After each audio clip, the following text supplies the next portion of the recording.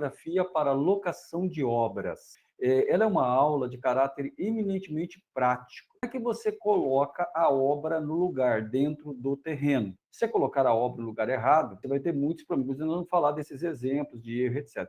Aula 25, topografia para locação de obras. Vamos lá. Antes de você fazer a locação da obra necessariamente, você tem que pensar em algumas coisas que são importantes. Imagine que você é um engenheiro recém-formado e você vai fazer a sua primeira obra, viu, Gabriel? Primeira obra sua, primeira vez a gente nunca esquece, né? É igual determinadas coisas que não pode falar que está sendo gravado. Enfim, primeira vez ninguém esquece. Então, primeira vez, você vai fazer o seguinte, você tem que verificar a documentação do terreno, projetos, estrutura, matrícula no registro de imóveis. Por quê? O teu cliente, Gabriel, provavelmente, ele fala que comprou um terreno 12 por 30, mas quando você vai olhar lá nos documentos, na matrícula, etc. e tal, você vai perceber muitas vezes que o terreno não é 12 por 30, é 11,50 por 30,8. E aí já começou o primeiro problema que ele não sabia. Então, veja, você como um futuro engenheiro, você deve conferir o documento do terreno, você vai executar a obra, o projeto já veio tudo pronto, mas você é o responsável técnico, você não fez os projetos. Se você fez, pior ainda.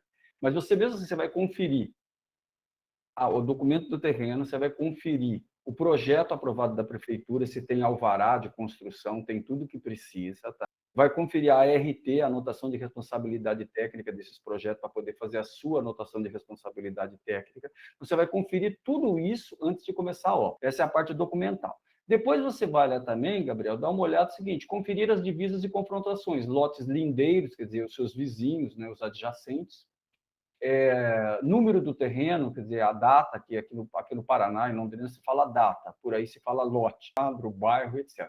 Ah, mas isso não é lógico? Não. Eu vou falar para vocês alguns exemplos de erro que eu já vi como perito da justiça, etc. e tal. Por exemplo, quando o sujeito compra o terreno, ele, a esposa, uma criança que faz muito barulho dentro do carro, o corretor, aí ele compra o terreno. Aí, quando fica pronto, lembra que é um bairro, todos os terrenos estão no mato e mato é tudo igual. E as ruas não têm placas. Esse cliente te procura para construir a casa e você vai com ele no carro dele. Então vai ele e a esposa no banco da frente, às vezes vai a criança do seu lado no banco de trás. Então o que acontece? Você fica meio perdido. E aí você não olha direito. Então, o cliente te leva lá no terreno, você olha o terreno e tal. E depois você vai começar a obra. O problema, Gabriel, que acontece é o seguinte: as pessoas não conferem. Você teria que ter ido à prefeitura, pegar o mapa do loteamento inteiro e ver se a quadra 8 é aquela quadra. Eu já fui perito, por exemplo, de um caso que o sujeito construiu no lote certo, o lote número 10, e construiu na quadra errada. As leis brasileiras, elas são muito simples. Quem constrói no que é dos outros é dos outros. Então, observe bem esse detalhe. Imagine a briga na justiça que dá você começar uma casa ou fazer a casa no terreno de outra pessoa. Se a pessoa for esperta, ela fica com a casa. E você perdeu tudo e é obrigado a fazer uma casa nova para o seu cliente. Aí você fala, mas aí o Gabriel pensa assim, mas foi o cliente que me levou lá. Sim, mas o cliente é leigo, Gabriel. Ele contratou um arquiteto, um engenheiro, um profissional com CREA, etc., porque ele queria orientação. E aí você não orientou corretamente. Você devia falado, olha, pelos mapas, o seu terreno não é esse. Você falhou na sua orientação. Tá claro? E a culpa passa a ser do profissional. Veja, então, isso é um detalhe. Outra questão, já aconteceu comigo isso. Você vai construir uma casa nova e tal, então tinha os projetos tudo pronto, fiz os projetos, aprovei na prefeitura, daí fui eu que fiz os projetos. Quando eu fui começar a obra, eu fui medir o terreno, dizia assim que era 12 por 40, numa cidade vizinha aqui. Quando eu cheguei lá, o terreno tinha lugar que era 11,15, faltava 85 centímetros de largura do terreno. Veja bem, antes de começar a obra, o problema é do cliente. Quando eu começo a obra num terreno que falta um pedaço, que está errado, o problema é nosso, também é do engenheiro. Então, eu comuniquei ao meu cliente, disse, olha, não dá para fazer a obra lá que foi aprovada na prefeitura, porque o terreno não cabe à obra e está faltando um pedaço do terreno aí. Como é que nós vamos resolver esse problema? Veja, o problema é dele. Ele que tem um terreno faltando um pedaço. Se eu começo a obra num terreno irregular, um terreno que tem um problema de divisa, então eu, como engenheiro, não conferi. E aí agora o problema também é meu. Fui claro nisso? É uma aula extremamente relevante. Não vai ter outra aula dessa até você terminar a engenharia. E é um problema que acontece corriqueiramente. Casos, assim, comuns.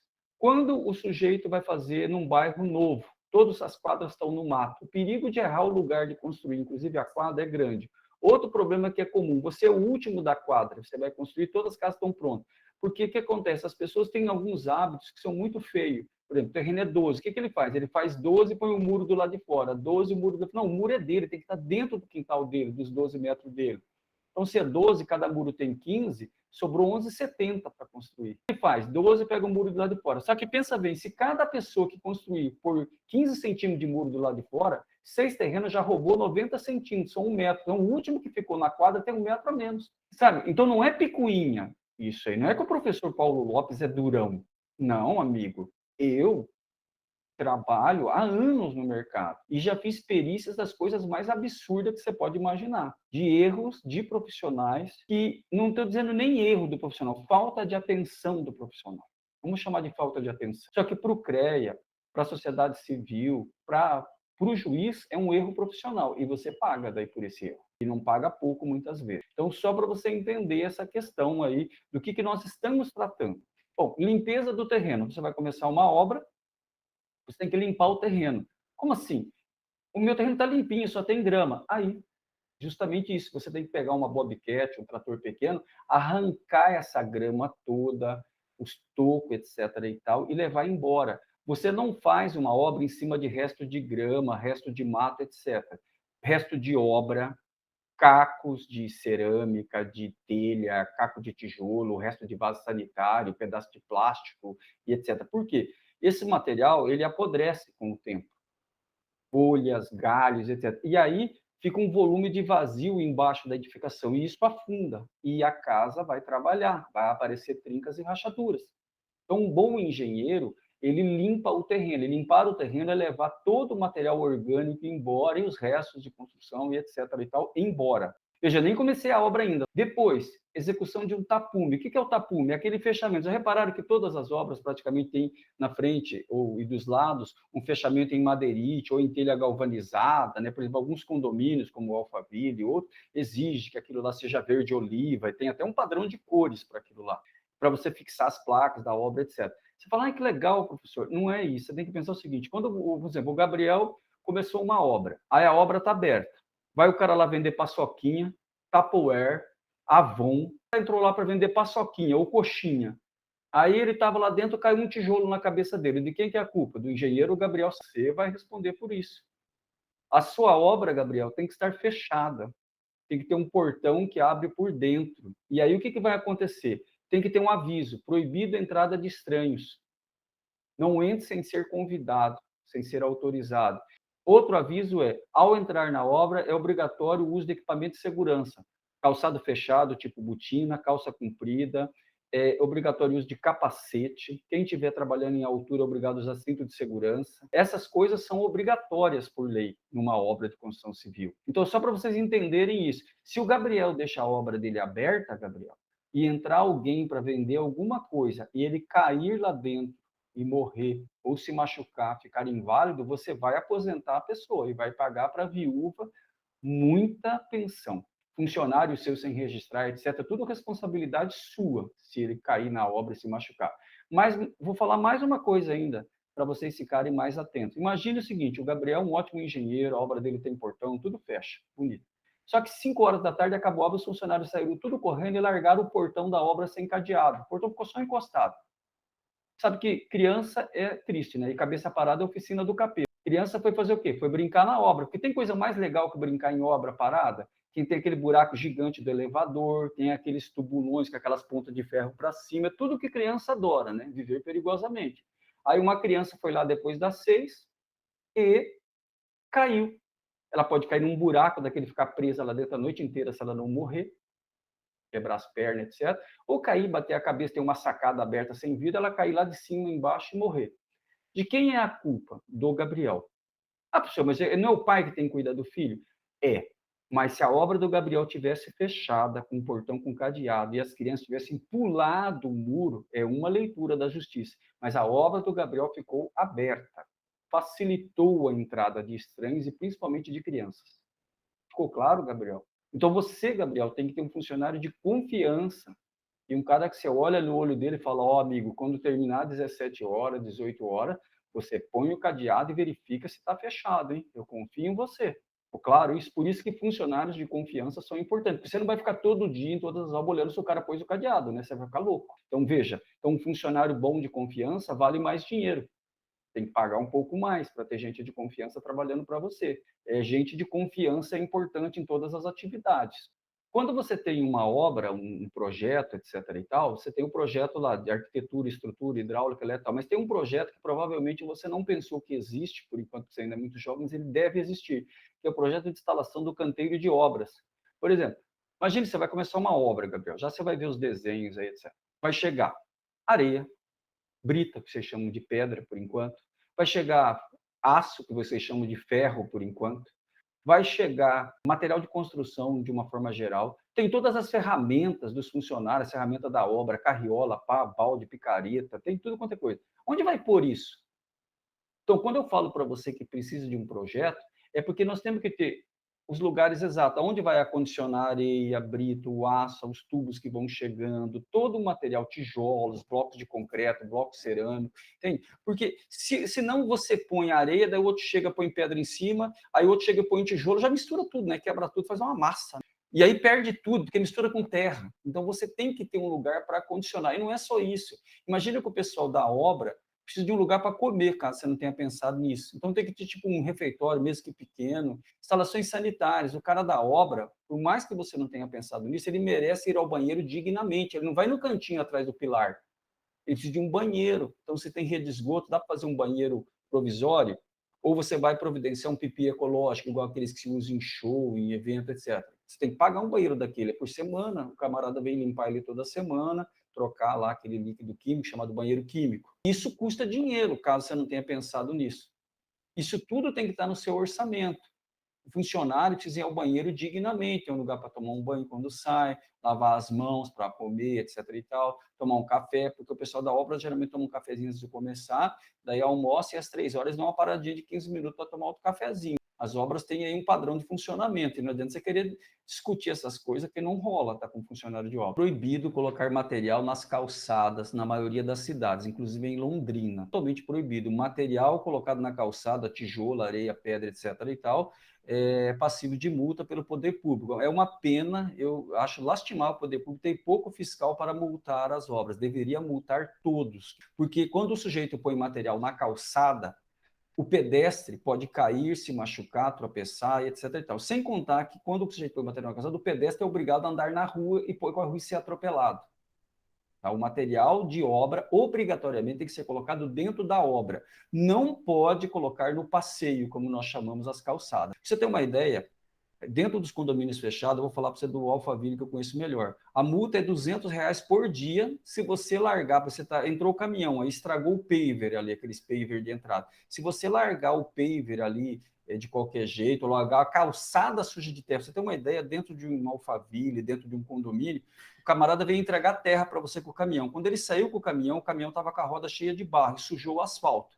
Se o cara do caminhão ou alguém da obra não lavar o asfalto e o asfalto posar sujo de um dia para o outro, é R$ 200 de multa por dia que fica sujo. E isso deveria ser para todos, na cidade inteira, porque as pessoas não têm capricho, eles usam o espaço público como se fosse privado, e o público é de todos, não é de quem está fazendo a obra. Isso porque eu sou engenheiro, eu devia ser contrário, não. Eu acho uma vergonha de fazer as coisas, eles tratam o público como se fosse privado, como se fosse dele. Pode sujar tudo, regaçar tudo, jogar tudo na calçada. Tem gente que incorpora, acha que a calçada é dele. Não, amigo, a calçada não é sua, a calçada é de todos, só está na frente do seu lote por acaso. Então fique atento, porque isso dá multa.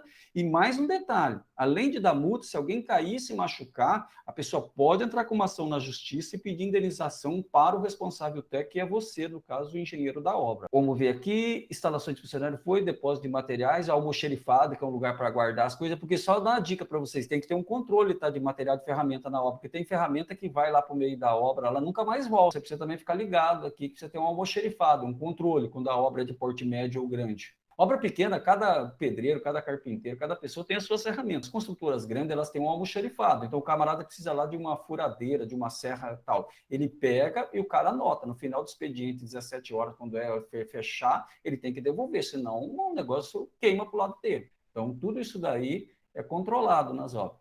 Tudo isso está pronto, assim, você já fez um projeto, canteiro de obra, etc e tal, sabe onde vai ficar a obra. Nós vamos, então, comprar o material para fazer o gabarito. O que é o gabarito? O gabarito é, como o nome já diz, na palavra gabarito para você na prova, o gabarito é o resultado. Aqui, a palavra gabarito tem um significado um pouco diferente. O gabarito é um meio para você colocar a obra no lugar. O que você precisa para fazer o gabarito, que nós chamamos? Meia tábua, tábuas inteiras, meia tábua, ripões, caibros ou pontaletes, pregos, linhas de nylon, tipo essas linhas de pescar, trenas, e dependendo da obra, você pode usar também um teodolito para fazer a locação. Feito o gabarito, você vai começar a execução da obra. Veja que eu já estou falando faz um tempo e a gente não começou a obra ainda. Antes de começar a obra, necessariamente, você tem que fazer outras coisas. Você tem que pedir para ligar a água, tá? Não faz obra sem água. Água, por exemplo, como é que você vai fazer concreto, fazer massa, sem água? E como é que os funcionários que estão trabalhando lá vão ficar sem água, sem tomar água, sem ir ao banheiro, sem nada? Então, precisa ligar a água. Na Sanepar pedir uma ligação de água. Você precisa também de energia elétrica, tá? Só para te avisar, furadeira, betoneira, as máquinas da construção civil precisam de energia, então você tem que ligar energia elétrica, fazer o padrão, como eles chamam, o padrão de energia. O padrão tem dois tipos. Você pode, veja que eu ainda estou no começo, tá? O padrão, você pode ter um padrão já definitivo, que é aquele que vai usar durante a obra e depois quando a obra terminar. Você pode ter, como já aconteceu nessa obra que eu vou te mostrar, um padrão provisório, porque o padrão dela definitivo era num lugar que ainda não estava pronto. Então você faz um padrão provisório, a Copel liga, depois você pede para desligar o padrão provisório e faz o padrão definitivo. Depois eu vou comentar um pouco mais na hora que eu te mostrar as fotos. Você tem esse terreno aqui, ó, é o seu terreno. Tem o muro do fundo que já está pronto, tem outro vizinho aqui que já está pronto, esse vizinho já está pronto. Então, você conferiu isso aqui. Estou partindo do pressuposto que antes de começar a obra, você mediu, olhou se está no esquadro, está tudo bonito que só vendo. E você vai fazer a sua obra aqui, segundo o Código de Obra, que é a legislação, tem que afastar 1,5 m aqui, 1,5 m aqui, 1,5 m lá. Você já resolveu tudo, tá, os projetos, tudo. Olha como é que você vai fazer. E esse que é a projeção de onde será a sua obra. Olha o que você vai fazer. Você vai pegar, primeiramente, e vai imaginar a obra aqui, a fundação dela, né? Então, aqui tem as vigas baldrames, tem os blocos de concreto e as estacas, onde vai furar cada uma das estacas, ou furar aí os tubulões, ou enfim, a fundação da casa. Então, imagine a casa começando. Como é que você faz isso? Você vai fazer assim. Você vai pegar uma certa distância de onde vai ser a obra, e é bom que tenha essa distância. Quando é muito apertada, você tem que parafusar esse sarrafo aqui no muro. Você pega aqui uma certa distância, geralmente 1 m a mais que o tamanho da obra, tem 10. Você vai fazer 12, então 1 m de cada lado aqui para ajudar um pouco. Aí você colocou essa primeira estaca aqui, certo? Esse pontalete. O pontalete geralmente tem 1 m aí para cima da terra, 0,5 m para baixo. Tem os pregos ali alinhadinho, e você vai então colocando os pontaletes. Colocou outro aqui. E agora, olha bem, tem 3 pontaletes, tem que estar no esquadro. Esses 4 pontos, como é que você faz? Você faz essa ideia aqui, ó. O triângulo retângulo, a ideia do 3, 4, 5, tá lembrado? 3, 4, 5, dá um ângulo de 90 graus. Pode ser 30, 40, 50, dependendo da obra. Ou 9, 3 vezes 3, 9, 4 vezes 3, 12, 5 vezes 3, 15. Depende. Quanto maior a distância, maior a sua segurança para ver se está certo. Então, você vai medir aqui, ver se está dando esquadro. E outra coisa que você faz também, que é importante, você mede daqui até aqui e daqui até aqui. Se tiver no esquadro, a medida é a mesma. Então, aquelas regras que você aprendeu quando você era criança, que você aprendeu no ginásio, no colégio, etc. e tal, de esquadro, de diagonal, etc., tudo é usado na obra e é usado pelo engenheiro. O pessoal da obra usa, mas não sabe a teoria. Você é o cara feliz, você sabe a teoria e a prática. E você consegue resolver qualquer problema de engenharia. Então, você vai medir isso daqui, ver se o gabarito está no esquadro, etc. e tal. O gabarito tem que estar no esquadro. Feito o esquadrejamento aqui, 90 graus todos os cantos, certinho, isso daqui está exatamente paralelo à linha de divisa, está perfeito. Porque se isso ficar errado, lascou, hein? A casa começou errada, não tem mais como consertar depois. Aí você vai pegar aqui, ó, existe tal, você vai olhar essa questão você vai colocar os pontaletes, a média, tá? Isso é uma indicação, não é que tem que ser obrigatoriamente assim. Você vai colocar um a cada 1,5 m no máximo. Geralmente não se passa disso. E sempre, aqui tá vendo, ficou diferente 1,5 m, mas a questão é que é um a cada 1,5 m e tem que ter um em cada canto, pelo menos. No canto tem que ter um. Então, ó, a distância entre os pontaletes, pelo menos 1,5 m. Agora, você vai pregar o ripão aqui de fora a fora, fazendo parece uma cerquinha. Você vai fazer isso, um sarrafo, uma meia tábua que nós chamamos, em vez da tábua inteira, meia tábua, já vem pronta a meia tábua, bonitinha e tal. Só tem uma coisa que você precisa entender já. Essa altura aqui, ó, essa altura aqui, você tem que padronizar ela. Por exemplo, o terreno pode descer, o terreno pode subir, o terreno pode fazer assim. Mas isso aqui fica sempre na horizontal, obrigatoriamente. Você tira o nível de mangueira, se for possível. Quando você não tiver um nível geométrico, um teodolito na obra, você vai escolher um nível de mangueira. Fica tudo da mesma altura. E uma coisa boa também é você fazer uma altura conhecida. Por exemplo, meio-fio é 0,0, isso está 1 metro, por exemplo, mais alto que o meio-fio. Ou menos 1 metro em relação ao meio-fio. Ficou claro? Usar um número inteiro. Isso você já vai entender por quê, tá? Então, imagina, você tem um meio-fio lá, que é o seu 0,0, esse gabarito está 1 metro mais alto, ou 1,5 metro mais alto, ou menos 1 metro, ou menos 1,5. Tá? Você tem que ter uma medida padrão. E isso tem que estar rigorosamente na horizontal. Se a obra tiver vários níveis, então você vai fazer um gabarito num nível horizontal, outro gabarito em outro nível na horizontal, ficou claro? Agora, olha bem o que você vai fazer. Fez isso daí, pregou tudo bonitinho e tal. Aí você vai olhar o eixo, tá vendo? Aqui está o eixo dessa parede aqui, o eixo dessa parede aqui. O cruzamento do eixo é onde o cara vai furar o chão, que vai ter a broca, depois vai ter o bloco de fundação, onde nasce o baldrame, que são as vigas, e de cima do baldrame nasce a parede. Então, vamos lá. Olha o que eu faço. Então, a parede, vamos imaginar que tenha 14. Então, eu vou marcar o centro da parede, eu coloco um prego. Aí, como é 7 para cada lado, eu ponho um prego mais 7, um prego menos 7. Eu faço um eixo. Esse eixo está alinhado aqui, ó. Você consegue ver? Está alinhado aqui, ó, esse eixo. Aí tem o outro eixo aqui. O cruzamento das duas linhas centrais é onde vai ter o furo no chão. Daí eu pego um prumo, sabe aquele prumo de pendurar assim? Eu vou ali e encosto na linha bem de leve. É onde ele bater no chão ali, cravo um piquete. Eu posso escrever o piquete, pilar 22. E eu escrevo aqui também, pilar 1, pilar 22, pilar 30, pilar 40. Escrevo aqui também o nome.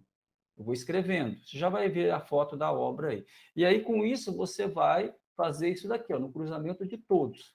Só que aqui aparece, viu, Gabriel? Aqui aparecem as linhas assim. Na verdade, não é assim que a gente faz. A gente faz esse cruzamento com aquele. Depois a gente tira a linha, vai mudando a linha de lugar, não fica cheio de linha assim, não. A gente vai tirando a linha, até que aqui todas as linhas estão ao mesmo tempo. Mas, na verdade, eu faço esse daqui, daí eu marco, daí eu tiro a linha, vou mudando a linha de lugar. Senão não tem linha que baste, né? E também depois o cara não consegue andar aqui, né? Tá cheio de linha. Então, aí eu vou marcando tudo, aí eu coloco os piquetes tudo no chão, nos cruzamentos. Eu costumo colocar às vezes uma barrinha de aço em pé, escrito assim, P1, P2, P3, pilar 1, pilar 2, pilar 3, pilar 4, pilar 50. Tem de marcar o que é, porque depois, na hora que começa a furar, um Deus nos acuda. O que eu venho? Eu venho com enxadão, por exemplo, eu corto aqui o solo, tá vendo? Estou cortando o solo nessa projeção, para fazer, colocar duas tábuas, colocar brita embaixo, colocar armadura e fazer o baldrame. Aqui é o mesmo esquema, tá vendo? O cara pendurou o fio de prumo aqui, ó. No centro aqui vai ter o furo. E aqui, então, tem o bloco de fundação e a viga baldrame. Então, a viga que está embaixo dentro da terra chama baldrame. E aquela viga, a última de cima, onde apoia a laje, chama-se viga do respaldo. Põe a armadura do bloco, concretou tudo, ó. Aqui, como é que a gente faz a marcação? Pilar 1, pilar 2, pilar 3, etc. e tal. Aqui o lugar onde vai ter os furos, marcadinho em vermelho, tá vendo? Aí põe a armadura, que você chama de ferragem, mas não é ferro, é aço.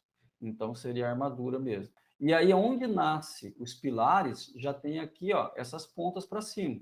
Veja, só para entender, Gabriel e demais, quando eu concreto a broca, o tubulão, eu deixo umas pontas para cima para segurar o bloco.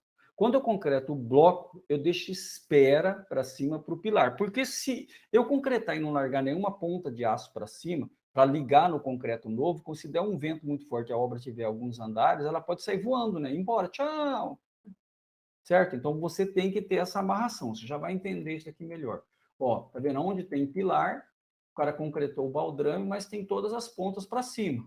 Ficou claro? Então, isso aí é a parte teórica. Agora eu vou te mostrar um exemplo prático. é um projeto desenvolvido na UEL. Eu abri um projeto de pesquisa, a utilização do BIM, que é o Build Information Modeling, nas obras de pequeno e médio porte, o estudo de casa em Londrina. Para você ter uma ideia, as pessoas fazem projeto das casas, tem 15, 20 pranchas de desenho no máximo. Essa obra tinha mais de 70 pranchas de desenho e todos os desenhos em 3D. E nós cruzamos todas as informações, etc. e tal, em 3D para ver os problemas de conflito, interferência, etc. E o BIM geralmente é utilizado pelas grandes construtoras, em obras de grande porte do governo. E eu fiz uma casa recentemente usando o BIM. A minha pesquisa é a seguinte: será que vale a pena usar o BIM para obras de pequeno e médio porte? Nós fizemos esse trabalho aí, fizemos todos os projetos, executamos a obra. Então, aqui, ó, você tem o corte da arquitetura. Então, veja bem, isso aqui, ó, é o perfil natural do terreno. O natural era assim. Nós cortamos o terreno aqui, ó, então já você vai ver o trator, vou te mostrar as fotos. Nós cortamos o terreno aqui, pegamos essa terra aqui e colocamos aqui em cima. Então, essa casa tem 3 pavimentos aqui, veja bem as cotas dela da arquitetura, ó, ampliar. Olha que projeto bem legalzão. Tá? É um balanço de 5 metros. Aqui tem uma sacada com uma vista para uma área de 55 mil metros quadrados. Essa casa aqui é uma casa maravilhosa. Tá? Muito bonita essa casa. Esse é o projeto de arquitetura, o corte. Agora, o mesmo projeto na estrutura. Olha bem a estrutura. Arquitetura, estrutura. A estrutura tem as vigas, pilares desenhadas. Então, aqui você tem aquela coisa que eu falei para você. O furo do tubulão, você tem o bloco de fundação, as vigas baldrame nessas paredes, toda a estrutura. Aí nós temos um levantamento topográfico do terreno.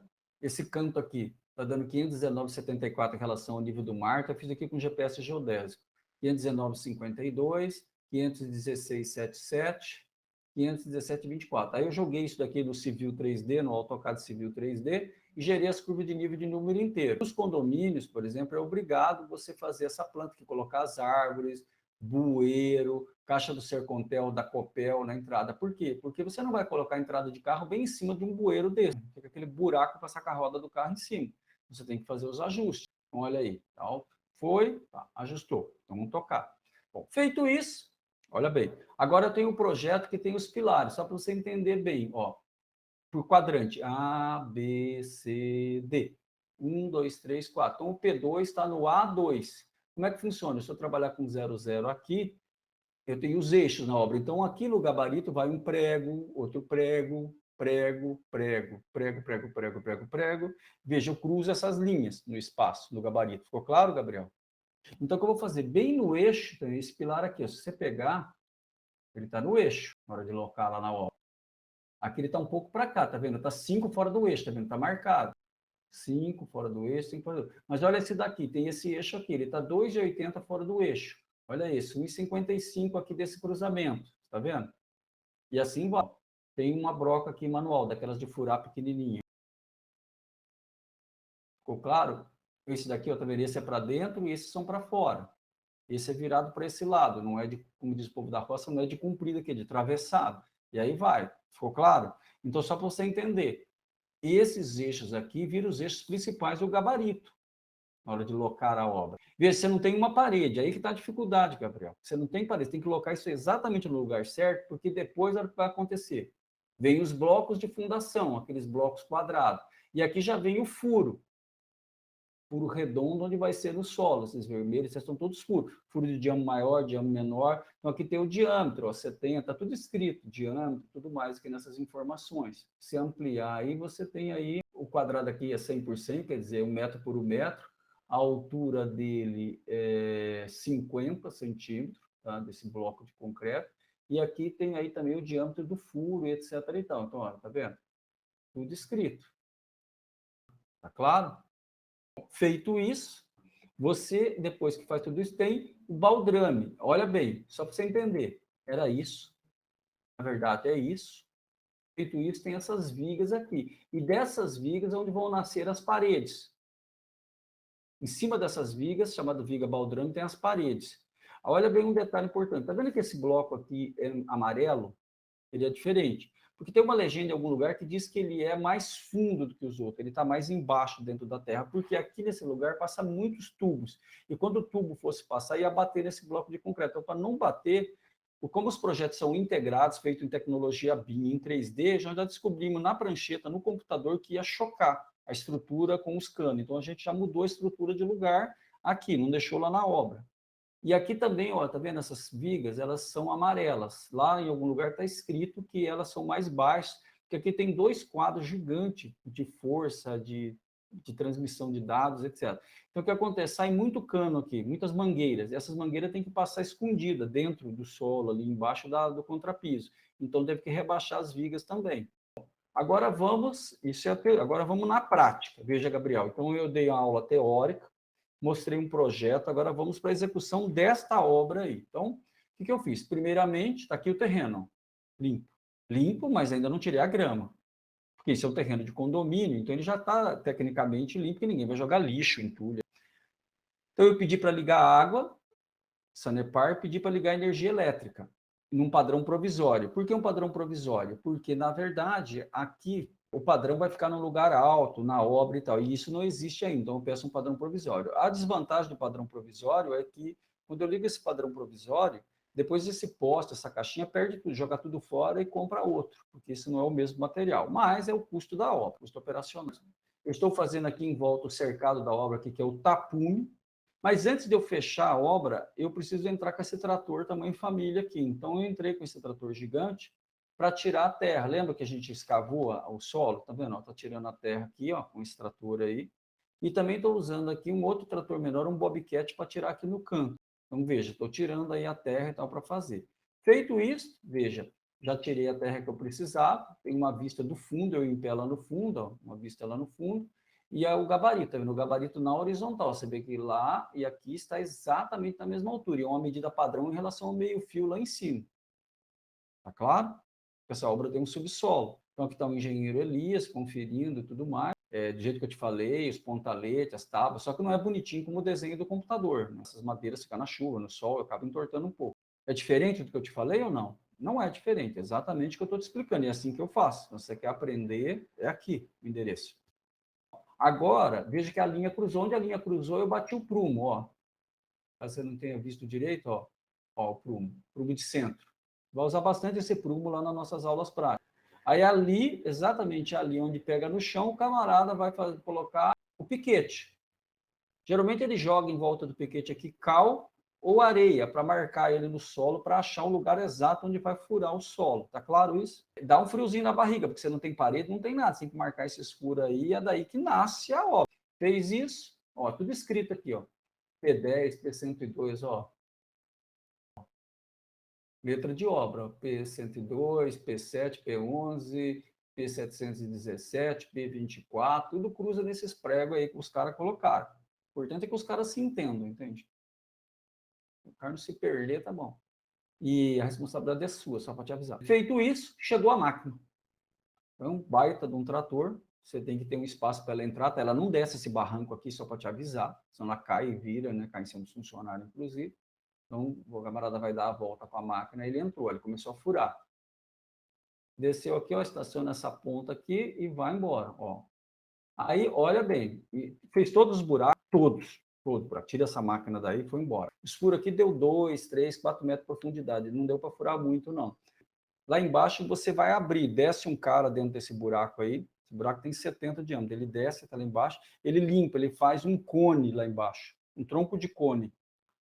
Tira toda a terra, deixa na laje, porque esse lugar aí tem rocha. Aí o que acontece? Nessa linha, olha bem aqui, Gabriel, essa linha é a linha que está em cima do gabarito. O gabarito é uma altura conhecida. Lembra quando você fez o exercício da casinha? A parte de baixo do bloco parava numa altura, o bloco tinha outra altura e depois o baldrame outra altura. Então, com essa régua aqui, com esse risco, ó, eu marco aonde vai parar o concreto. O camarada está jogando concreto aqui com o caminhão betoneira, lá com a bomba de concreto. E esse cara está medindo. A hora que der a altura do ripão aqui, ele grita, parou, deu, aí para o concreto. Porque se encher o buraco até em cima, lascou, velho. Ele tem que quebrar esse negócio aí. Esse concreto é usinado, velho. Para quebrar um concreto desse aí, você comprar uma britadeira especial. Ou alugar uma britadeira. Aí ele faz isso, em todos ele para na altura que é o correto. Assim, bonitão, como você está vendo. Aí depois que faz isso, a gente corta o buraco quadrado, coloca a armadura do bloco aqui, ó. Armadura do bloco, tá claro? E isso aqui, ó, essas ripas, isso aqui já é o pilar, nós chamamos isso de gravata, a gente faz uma gravata aqui, ó. Isso aqui é o tamanho do pilar que vai nascer, veja, vai nascer no meio do tubulão certinho. Agora você tem que observar que antes de concretar, eu já coloco a armadura do pilar, porque a armadura do tubulão está dentro do bloco. A armadura do pilar também está dentro do bloco, que é o elemento de ligação, porque esse é o elemento que transfere carga da obra para o terreno, para a fundação. Isso é a fundação e esse é o elemento de transferência de carga. Vocês vão ver depois, vão estudar lá as questões das tensões em X, Y e Z, o teorema de Cauchy. Vocês têm uma teoria e uma prática aí muito boa, geralmente se for o professor Gilberto que dê aulas, é uma aula maravilhosa, excelente. Todos os blocos. Esse bloco aqui especial, ele é mais fundo, lembra no desenho? Ele é mais fundo, você vê que ele está mais fundo dentro da caixa. Está tudo certinho, conferiu tudo, os blocos tem todas as esperas, todas as gravatas, tal. Você vai, então, colocar também aqui, ó, concretou os blocos, eu já tirei a armadura e já estou montando na outra foto aqui, ó, veja essa foto aqui, ó, 22/11, a foto aqui, ó, 3/12, quantos dias depois? Uma semana e 15 dias depois.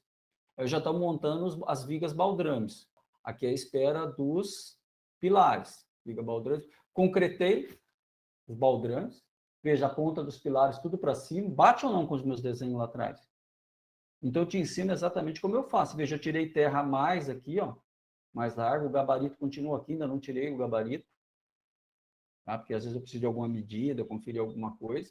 Então, ó, o bloco de fundação, o baldrame saindo aqui de cima, aí eu pego, feito isso, eu vou impermeabilizar o baldrame. Um dos erros comuns na construção civil é que o povo tem preguiça e impermeabiliza só em cima.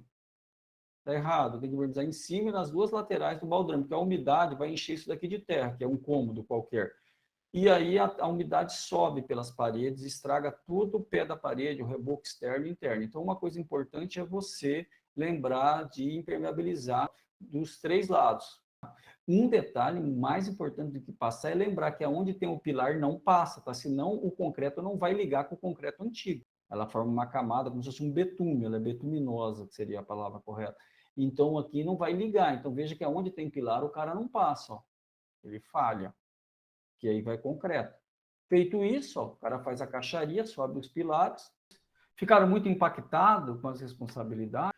É isso mesmo, Gabriel. Não é que tudo é culpa do engenheiro. Acontece o seguinte, que talvez você, quando vem fazer engenharia, ou a cultura nossa, é a cultura da terceirização. Desde criança, né? Quando faz uma arte, qualquer coisa errada, foi seu irmãozinho, foi o outro, foi alguém, nunca foi você. E quando você não tem sucesso, a culpa é de alguém, né? Como dizia meu pai quando era vivo, filho feio não tem pai, né? Ninguém quer ser pai de filho feio. Voltando para a nossa realidade, o problema é assim, é que há uma tendência de você pensar que a parede não é boa ou tem um problema de vazamento, a culpa é do encanador, a culpa é do eletricista, a culpa é do pedreiro. O problema é que pedreiro, encanador, eletricista, pintor não assina documento de responsabilidade. Eles obedecem ordem direta do engenheiro. E a justiça entende que quando ele faz mal feito um serviço que causa danos, o patrão dele, entre aspas, é um engenheiro responsável técnico pela obra. E esse engenheiro tinha a função de olhar o trabalho, verificar e aprovar ou não. E esse engenheiro falhou na sua tarefa de acompanhar a execução da obra. Ele ou não entendia ou fez vista grossa, deixou fazer do jeito que queria. E por isso tem um erro. E se tem um erro de materiais inadequado ou de execução inadequada, é porque o engenheiro não fiscalizou direito. E por isso, entre aspas, como diz você na sua frase, a culpa é do engenheiro. É, porque era sua responsabilidade fiscalizar os materiais da obra que seriam utilizados, era sua responsabilidade olhar se os projetos estavam corretos e se, estando os projetos corretos, a obra foi executada de acordo com o projeto. Por que houve mudanças sem autorização?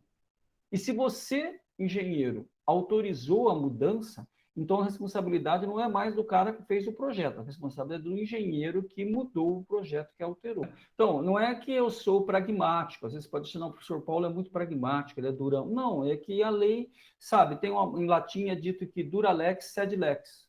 A lei é dura, mas é a lei. Infelizmente ou felizmente, nós estamos sujeitos a um conjunto de legislação. E a lei ela é muito clara nesse aspecto da engenharia, que nós respondemos tecnicamente por aquilo que assinamos. Portanto, vai mais uma dica. É o seguinte, quando alguém te ligar e falar assim, fazendo uma obrinha lá, um funcionário teu, lá no sítio, lá na fazenda, às vezes um funcionário do seu pai, um amigo do seu pai, um amigão. Achei que estou fazendo uma obrinha lá, você não assina para mim? Aí você fala, mas onde que é? Ela fala, não se preocupa, não, você não precisa nem ir. Aí você, de bom coração, amigo do papai, o que, que você faz? Você vai lá e assina a RT. Aí os caras pegam no final de semana, estão fazendo uma... Aí rola o que, que eles põem um Fusca de porta aberta, linguiça naquela churrasqueirinha feita de roda de caminhão, musicona sertaneja, as meninas com shortinho bad boy, bem curto, aquele pagodão rolando, e o povo lá em cima da laje, né, velho? Jogando tijolo e concretando, velho. Aquele solzão comendo pô, solto, cerveja subindo também no balde junto com o concreto, vai. Aí o infeliz cai lá de cima. Morreu. Pô, tava trabalhando, a RT é sua, tava bêbado e não tinha equipamento de segurança. O pai do amigo, para limpar ele, não vai assumir a responsabilidade. Vai falar, a perícia vai chegar e falar: quem que é o engenheiro responsável? Se ninguém quiser te dedar, não precisa. É só ir lá no CREA e ver quem que está lá na prefeitura, inclusive como responsável técnico. É o engenheiro Daniel. Acabou, velho. Você está no bico do urubu. Ah, mas eu fiz de graça, professor. Não interessa.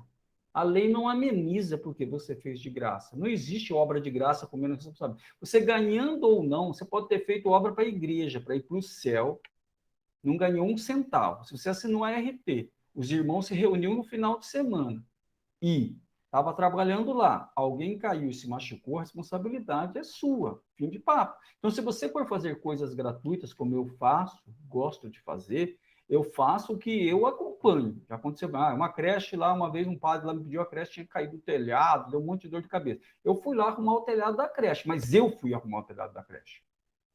Eu não deixei lá o povo lá de qualquer jeito. Então, se você quiser fazer boas ações, você faça, mas assuma. Não é porque é de graça uma obra, um favor para um amigo que você faz de qualquer jeito. Se você não tem tempo, não assine. Se você vai fazer de má vontade, não faça. É o meu conselho para você. Não coloque o seu nome em coisas que você não conhece as pessoas ou que você não vai acompanhar.